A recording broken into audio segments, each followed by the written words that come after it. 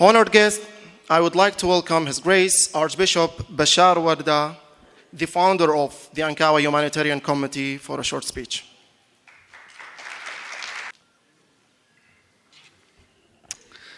Good morning, Awara. It's very difficult to tell the bishop for a short speech because bishops, when they take the podium, usually they have a long speech. Anyway, I try my best. I'm really delighted for the event today. I thank God for all His graces that He bestowed on us. This was going not to happen without His grace. That when I still remember the first images of the displacement in 2014 and the horror, the fear that we encounter in the faces of all the people that we have received in Ankawa, over 13,200 families divided and were settled in 26 camps. None of us have believed that those people will survive. But today, with the efforts of so many good and courageous, dedicated people, we were able to host them and welcome them and felt Ankawa as a home for all. And it was really a big achievement for the whole community that received them.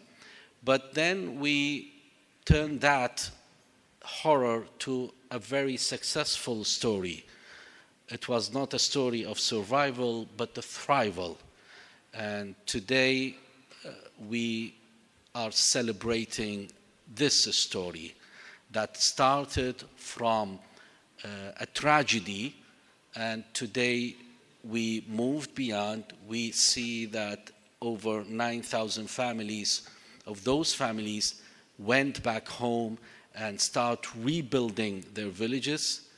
And the rest are really working together for a better life.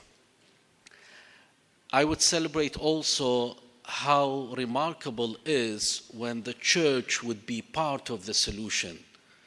When there is a crisis and the government at that time in Kurdistan suffered from so many crises, not to mention the economical crisis, we as a church, we stepped inside and said to the government, we will work together.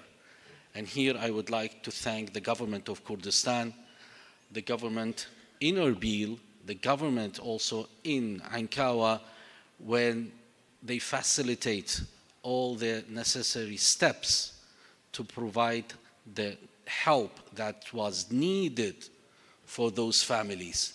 And here we could say, yes, we could work together, and the church should be always part of the solution and really facing all of these crises.